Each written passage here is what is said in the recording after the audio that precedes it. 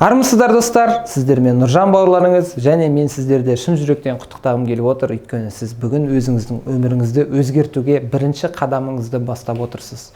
Криптовалюта саласымен жалпы біздің курсты өткен адам жоқ дегенде өзіне қандай тәсіл ұнайды, сол тәсілдермен ертең өзінің табысын, өзінің финансовый қаржылық сауатын көтеріп, психология тұрғыдан дамытып, жалпы криптовалютамен қандай тәсілдері бар, қандай тәсілдермен қандай табыс табуға болатынын үйрене кететін боласыз. Сондықтан бірінші сабағымызды жалпы криптовалюта не жайында сөйлессек болады. Криптовалюта дегеніміз ол ақшаның келесі сатысы, келесі эволюциясы деп айтуға болады. Кезінде криптовалютаны түсіну үшін жалпы мына ақшаның тарихын түсіну керек. Ақша деген не? Ақша деген бір адам мен екінші адамның арасында бір сделка жасау үшін әртүрлі келісім жасау үшін керекті нәрсе.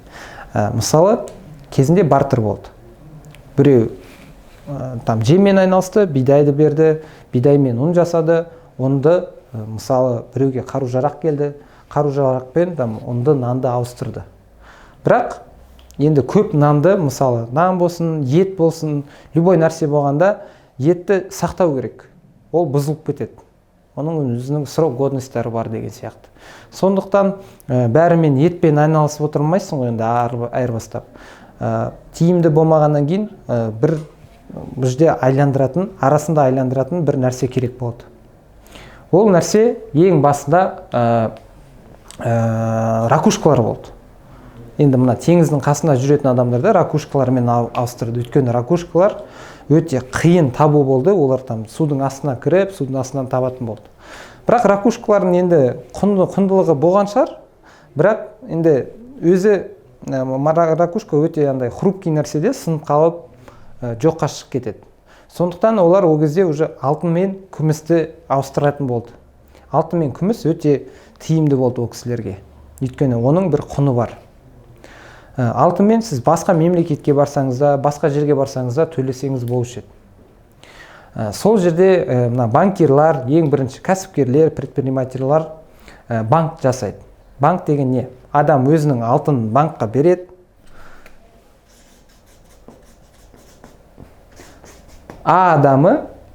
Адамда, допустим, 100 килограмм алтын болды. Ол оны банкқа апарады. Банк оған қағаз береді. Қағазда не деп жазылып тұр? Қағаздың аты банкнота болған. Банкнота болған 100 килограмм алтынға тең болатын банкнота. Адамда демей қойшы, аслан дейікші. Асланда 100 килограмм алтын жатыр осы банкта деген мағына болғатын бұл қағазда. Бұл аслан, 100 килограмм алтынды енді қорғау керек, оны біреу ұрлап кетуі мүмкін, сондықтан осындай банктардың жұмысына жүгінетін болды. Бұл жерде осы банкнотаның арқасында уже келесі фискальный чек, вексель деген нәрселер пайда болады. Жалпы банкнота деген уже ақша сияқты қолданысқа кіреді. Бірақ бұлай тарихқа тереңірек жүгінетін болсақ, кешірім өтінем. Мына алысқа бармай қойық, ақшымызды алсақ. ақш деген енді жалпы анда-мындан қашқан адамдардың бір материгі болды ғой негізі. Көп мемлекеттер өзінің ссылка сияқты өзінің адамдарын бір әртүрлі преступлениялар жасаған адамдарды осы ақшқа жұмысқа жіберді. Кезінде біздің ақсүйектерімізді, аристократтарымызды Сібірге жіберді ғой, тура сол сияқты ақш сондай жер болды. Бірақ ол жерде алтын пайда болды. Алтын пайда болғаннан кейін, енді алтын бар жерде періште жолдан таяды деген нәрсе бар емес пе? Сондықтан ақшта осы банк институты өте қатты дамитын болады. Өйткені бұл жерде қалай болды? Неше түрленді Рокфеллерлар бар, Федеральный резервная система деген банк бастады. Федеральный резервная система қалай дамып кетті жалпы? Бұл жерде ақш тұрады да өзінің банкноталарын шығарады, өзінің долларларын. там өзінің долларын шығарады. Ол доллар нормальный доллар, бәрінің адамдары сделкалар жасап, әртүрлі жерлерде қолданыста ие болды. Бірақ ақш-та бір проблема пайда бастады. Өте көп адам фальшивый монетчики деген бар. Осы долларды қолдан жасап, жасанды долларға көп болғаннан кейін осы ФРС-тің көмегіне жүгінетін болды. ФРС бұл жерде не істеді? ФРС бұл жерде айтады: жақсы, біз сіздерге өте безопасный андай доллар валюта жасап береміз. Мынандай водяной знактармен, оны подделка жасай алмайтындай қылып, өте жақсы қылып жасап береміз дейді. Бірақ біз сізге просто мысал ретінде келтірейін. ФРС $100 ақшқа берсе, ақш ФРС банкына қайтарымды 110 қылып қайтару керек. Бұлай қарағанда, в принципе, жақсы сделка. Жай адам, может, мағынасын түсінбейді. Бірақ бұл $100 ең алғашқы $100. Мына $100-дан басқа долларлар жоқ әлемде.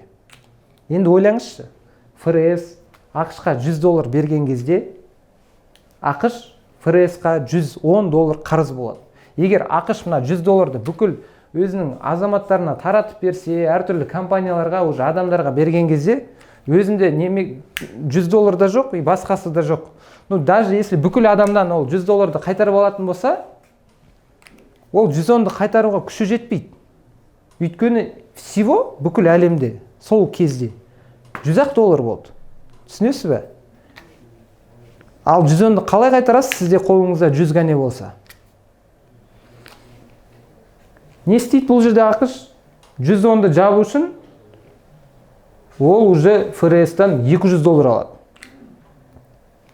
$200 алады, мына жердегі 110 қайтарады, өзінде қолында $90 қалады, бірақ $90 қалғанның өзінде де ар жағында мына ФРС, ақш уже ФРС-қа $220 қайтару керек мына жағында.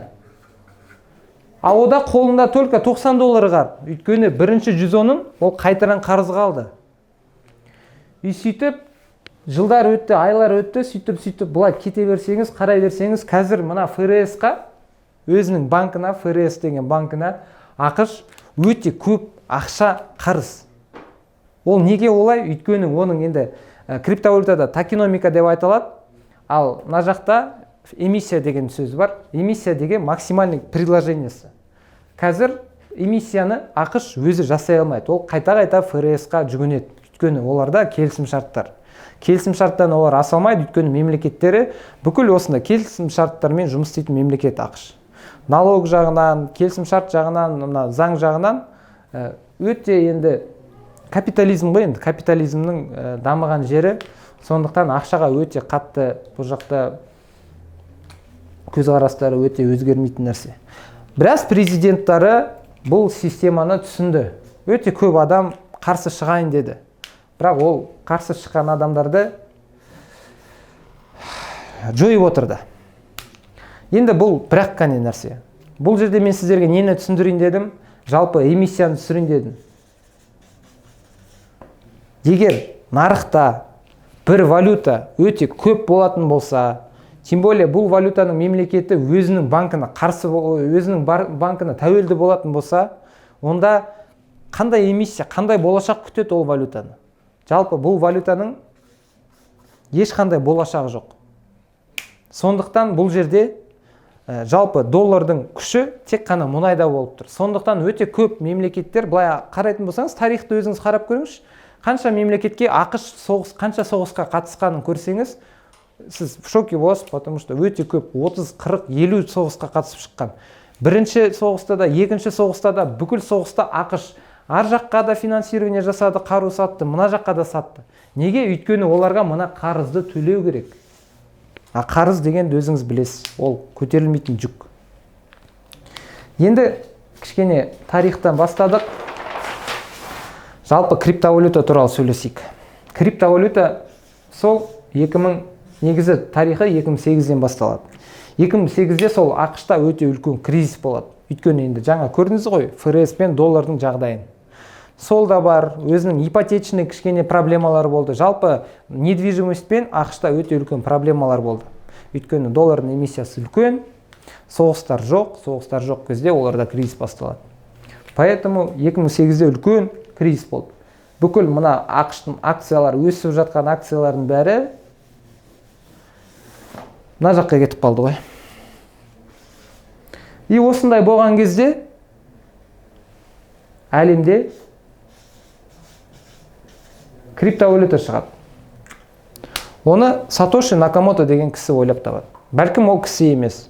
Может, ол бір топ адам, немесе бір компаниялар, неше түрлі теориялар бар. Мысалы, бір адамдар айтады, в принципе, бұл Илон Маск болуы мүмкін. Ол кісі 2009-да енді бастап жатты. В принципе, Илон Масктан шығады ондай нәрсе деген сияқты. Енді ол бірақ теория. Екінші теория, былай қарасаңыз, аббревиатурамен алатын болсақ, СА деген Samsung компаниясы болуы мүмкін. То деген, то емес, Тоши деген Тошиба компаниясы болуы мүмкін. Мына жақта Нака деген Накамичи деген компания бар Японияда. И мына жағында Мото деген, енді өзіңіз білесіздер, Motorola деген телефондар кезінде болды. Қазақстанда өте популярный болды деп айтсам болады, өте жіңішке. Motorola L6, L7, көрмеген адам жоқ енді негізі. Жалпы мен бұл жерде нені түсіндіргім келіп отыр? Криптовалюта бір шешім әкеліп отыр бұл тарихта, бұл жалпы финансовый осындай кризис кезінде өзіңіз былтыр білесіздер, счетында қандай миллион жатса да магазинға барып нан алмай қалдық қаңтарда. Неге? Өйткені біздің ақшаның системасы андай кризистарға дайын емес. Ол біріншісі. Екіншісі, мына Ресей мемлекеті мен Украина мемлекетінің арасында болып жатқан жағдай бәріне көрсетті. Доллар мен евроға запрет қойды, мұнайды рубльмен қабылдайтын болды. Бол, сол жерде уже ақшаның құны кетіп жатыр. Өйткені көз ашық адамдар бірақ валютамен ақшаны ешқашан ұстамайды. Сондықтан криптовалютаның потенциалы өте үлкен болып тұр бұл жерде. Сондықтан бүкіл ақшасын криптомен шығарып, потом оны диверсификация жасап, енді в принципе инвесторлар солай жұмыс істеп жатыр. Енді қазақтың бір сөзі бар, ақшасы бар адам бірдеңке істейді, ақшасы жоқ адамға не пайда деген сияқты. Ол біздің психология құрып тастаған, мынау кезінде Совет өкіметіне кірген кезде біздің ақсүйектерімізді, үш бәйтерегімізді стенаға қойып атқан кезде бүкіл біздің ақылды, нақылдың бәрін адамдардың жойып жібереміз деп, енді адамның образованиясын түсіріп тастамақшы болды. Бірақ бәрібір мына уақыт өтіп жатыр, дарынды адамдарымыз өте көп. Бұлай алатын болсақ, мына Илон Масктың компаниясында қазақ жігіт жүргізіп жатыр Нұрсұлтан. Amazon компаниясында қазақ жігіттер жүргізіп жатыр. Мына Димаштарды қарасаңыздар да өте көп адамдар, жалпы өте дарынды халықпыз негізі. Просто өзімізде, мемлекетімізде бұндай орта жоқ болғаннан кейін жастарымызға поддержка бере алатындай. Біз өзіміздің осындай криптон компаниясын бастап отырмыз. Осындай орта болсын, осындай бар нәрсені қолдану керек. Қашанғы қазақ екі қолға бір күрек деп жүреміз. Осы найзаның ұшымен жер, қаншама жерімізді алған нәрсені бәленбай жылға біреуге арендаға бергеннің орнында ойынша мына жерде оданша өзіңіз дамытып, ертең болашаққа қалдыру керек қой бұл нәрсенің бәрін. Сондықтан да достар, жалпы криптовалюта өте көп сұрақтарды шешетін зат. Өйткені криптовалюта деген ол цифровой ақша, ол болашақ. Жалпы қандай сұрақтар десеңіз, криптовалюта деген мына банкпен салыстырған кезде, мына жаққа жазып өтсем, мысалы А адамнан, так Аслан дейікші, Аслан мына жақта Берікке ақша жібергісі келеді. Бірақ Берік бұл жерде мысалы басқа мемлекетте болуы мүмкін. Ол мысалы там Италия дейікші. Берік Италияда. Бұл жерде Аслан Берікке ақшаны қалай жібереді? Мысалы Берікте бір жағдай болып қалуы мүмкін, бір проблемалары бар, немесе денсаулық жағынан. Сондықтан да Берікке өте үлкен ақша керек болуы мүмкін. Мысалы 10 миллион теңге дейікші. 10 миллион теңге деген кішкентай ақша емес. Сондықтан бұл сумманы банкпен жіберген кезде сіз бірінші проблема комиссиямен кезігесіз. Банктар мысалы Италиядан теңгеңіз жүрмегендіктен конвертация жасайды. Конвертация деген ол бір валютаны сол Италияның валютасына ауыстыру немесе долларға ауыстыру. Сондықтан осы жерде бір 5%-дай конвертация соған кетуі мүмкін. Плюс переводы бар, плюс беріктің снятиясы бар.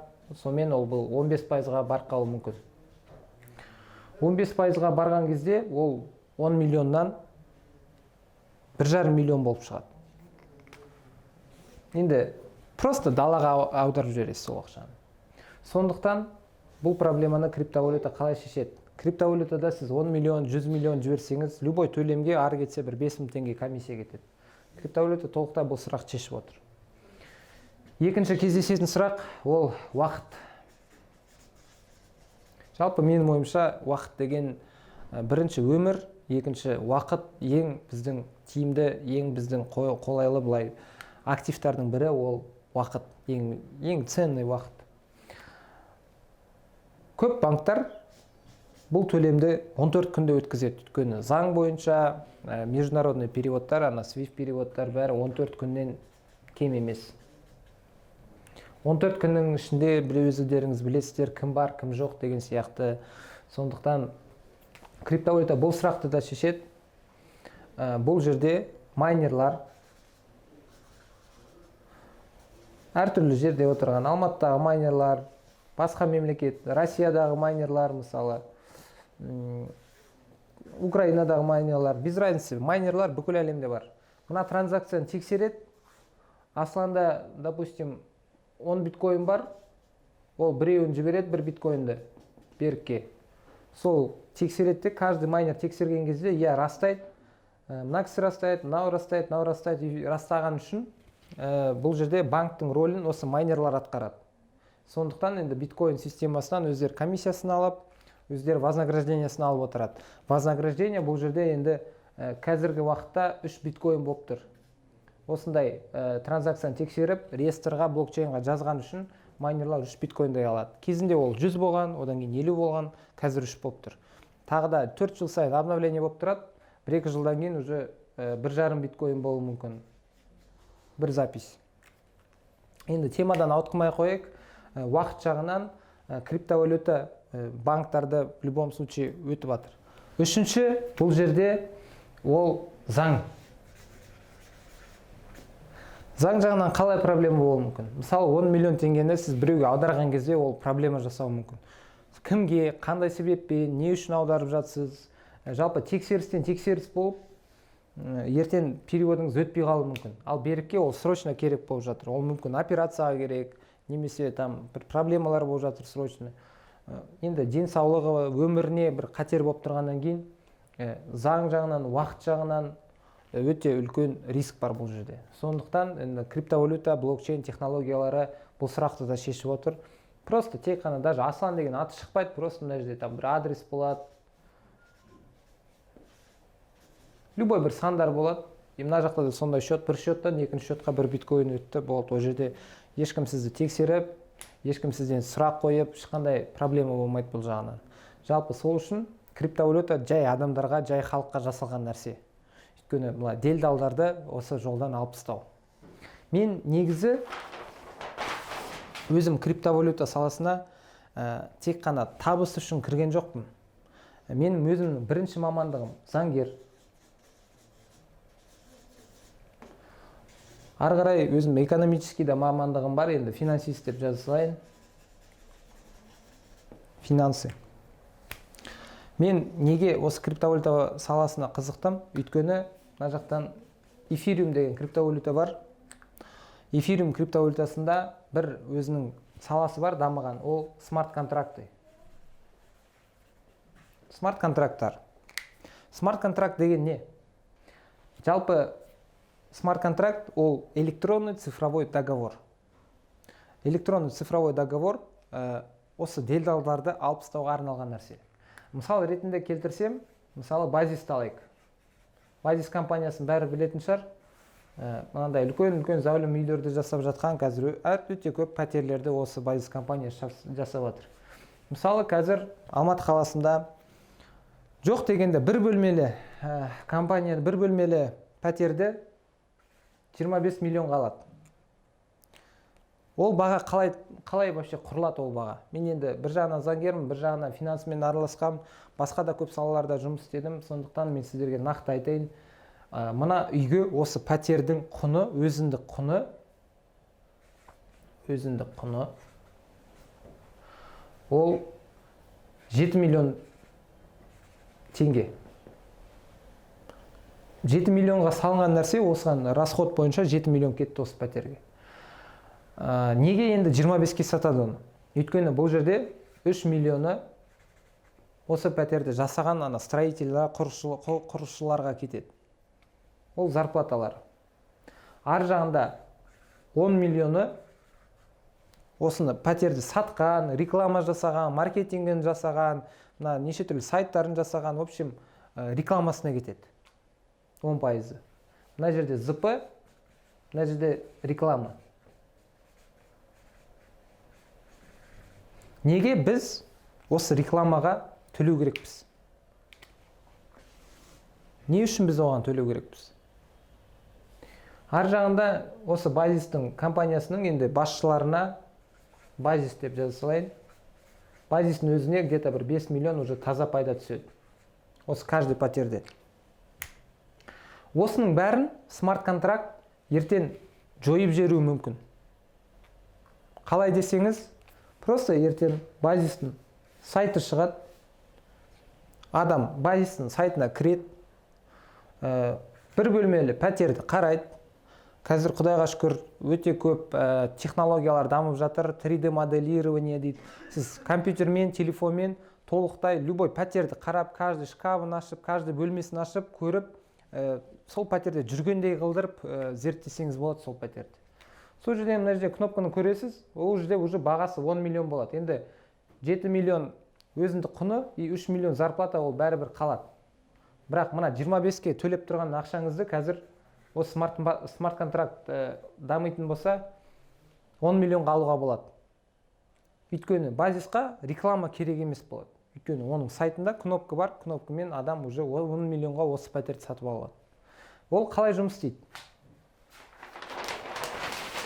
Смарт-контракт, мына базис компаниясының мысал, просто мысал нәрсе, бұл әлі жоқ нәрсе. Базис компаниясының смарт-контракты қалай жұмыс істейді? Мына жерде базис компаниясы. Мына жерде сіз. Мына жерде смарт-контракт. Смарт-контракт любой бір криптовалютаның блокчейнда құрылған нәрсе болады. Бұл электронный договор. Сіз 10 миллионды базисқа аударасыз. Сол криптовалютамен или басқа бір тәсілмен 10 миллионды аударасыз. Бірақ сіз бұл жерде базис сізді алдап кетеді деп қорықпайсыз. Өйткені базиста мына жерде осы квартираның заңнама документтары смарт-контрактпен блокта тұрады. Заблокированный. Блокта, как залог сияқты. Блокта тұрады. И осы жерде базис, мен осы миллион маған осы кісіден түсті деп подтверждение берген кезде, мына квартираның документтары сіздің атыңызға аударылады. Сонда осындай кішкентай ғана үшбұрышпен, енді үшбұрыш қой, осындай кішкентай ғана үшбұрышпен, осындай кішкентай ғана технологиямен, смарт-контрактпен өте үлкен проблеманы шешуге болады. Енді мен сізге жаңа қайталап айтқандай, менің профессиям заңгер болғандықтан, өзім финансым болғандықтан, мен бұл жерде қатты қорықтым. Ертең бір 10 жылдықта, 20 жылдықта осы смарт-контракттар қатты дамып кетсе, заңгер де керек болмайды. Нотариустар да керек болмайды, финансисттар керек болмайды, бухгалтерлар керек болмайды, маркетолог, таргетолог, реклама жағының специалисттары, өте көп сала жойылып кетуі мүмкін. Ол неге жойылып кетеді деп ойласаңыз, енді алысқа бармай қойып, тарихқа қарасақ, кезінде ең басында мынандай пластиналар болды. Совет өкімет кезінде. Мынандай қара пластиналар болды басында. Көк пластиналар болды. Ол пластиналарда бір әуен болады. Мелодия компаниясы болды ғой деймін сол кезде. Енді мен бала шағымда көргем осындай нәрсені. Одан кейін не пайда болады? Одан кейін технологиялар дамиды. Мынандай кассеталар шығады. Енді кассетаны бәріңіз білесіз. Примерно осындай нәрсе болды. Мына жерде пленкасы бар, ол пленка мынаған айланады, анау жүріп отырады, осы жерден запись болады. Одан кейін уже видео кассеталар шыға бастады. Ол уже үлкен, ол уже таспада, уже мына жақта жай ғана әуен болса, мына жақта уже видео клиптарды, әртүрлі киноларды көретін болдық. Одан кейін уже компьютер пайда болды. Компьютер пайда болған кезде мынандай дискеталар шығатын бастады. Мен кезде мектепте оқып жүрген кезде мынандай дискеталардан рефераттарды, ең бірінші ойындарды осындай дискет арқылы ойнайтынбыз. Мына жағында бір шеті мынандай болды ғой деймін, кішкентай. Мына жері жоқ. Сол кезде осы дискетаның көлемі где-то 3,2 мегабайт болды. Одан кейін 1-2 жылда CD дисктар шықты. CD. Одан кейін тағы бір диск шықты, ол уже CD RV болды. RV деген уже қайтаран өшіріп, ішіндегі жазған нәрсені қайтаран жазатындай болды. Енді мен бұның бәрін неге айтып жатырмын? Мына мелодия дисктары да біреудің компаниясы болды. Бұл да біреудің бизнесі болды. Просто технология дамыды, заман өзгерді. Жоқ. Мына 4-бұрышты магнитофонның кассеталарда біреудің бизнесі болды. Көп адам осымен деп пайда тауып отырды. Заман өзгерді, кешір, сен артта қалдың, заманнан сәл артта қалсаң, болды, сен проигрышсың. Бүкіл қанша миллионға ақша кіргіздің, бәрі жанып кетеді. Видео кассеталар да жоқ болып кетті. Компакт дисктар да жоғалып кетті. CD да қазір керек емес. CD-RV да керек емес. Мына жақта DVD болды. Ол да керек емес. Одан кейін флешкалар шықты. Флешка болмаса адам вообще түсінбейтін кезінде қалай вообще данныйды неменде сақтаймыз. Ол да керек емес қазір. Одан кейін қазір мына жақта хардтар шықты, хард дисктар шықты, үлкен, 1 терабайтқа, тағы бірдеңкеге. Просто проводпен жалғайсың. Ол да керек емес. Қазір уже облако бар. Бүкіл данный интернетте тұр. Даже адам ертең жүріп кеткен кезде осындай облакада данныйлар қалқалады, соцсеттерде данныйлар қалқалады. Мына Facebook, осы Facebook'та көрдім ғой деймін жақында. Facebook мысалы өзінің пользовательдарына арғарай аккаунтына келесі адамға как наследство ретінде өзінің аккаунтын қалтырып кететіндей функциялар қосып жатыр. Facebook негізі бәленбай жыл болашаққа ойластырып жатыр. Өйткені Facebook'та қазір Цукерберг Facebook, Instagram, TikTok, WhatsApp соның бәрін алып бір мета деген компания жасап жатыр. Ал мета деген ол уже метавселенныйға бір қадам. Метавселенная деген енді өте көп компаниялар мына коронавирус кезінде, осындай кризис кезінде көп салалар дамып кетті. Көп адамдар офисқа күнде келіп жүрген кезде, офистан жұмыс істеген кезде, осындай карантин болған кезде, бүкіл адам үйінен жұмыс істеген кезде, бүкіл компаниялар байқай бастады. Зачем бізге үлкен ауқымды офистар, олардың арендасын төлеу керек, егер адамдар үйден жұмыс істей алса. Сондықтан технология дамып жатыр. Технология дамыған кезде артқа қалуға болмайды. Жалпы достар, енді мына сабақ негізгі мақсаты осы саланы түсіндіріп сіздерге ары қарай да осындай жаңа технологиялармен бірге заманға сай қозғалу керек екенін түсіндіргім келді. Енді көп сөз алтын емес, сондықтан осы жерден сабағымызды тоқтатсақ, келесі сабақтарда уже конкретно қалай ақша жасауға болады, криптовалюта деген не, жалпы криптовалютамен қандай тәсілдері бар, соның бәрін уже көрсетіп, түсіндіріп, А әрпінен Я әрпіне дейін үйретуге дайынбыз. Осы 6 жылда жиналған тәжірибемізбен сіздерге осы 1-2 айдың ішінде үлкен жетістіктерге жетеміз деп ойлаймын. Сондықтан енді сабағымызды осы жерден аяқтайық. Сіздермен болған Нұржан бауырларыңыз сау саламатта болыңыздар.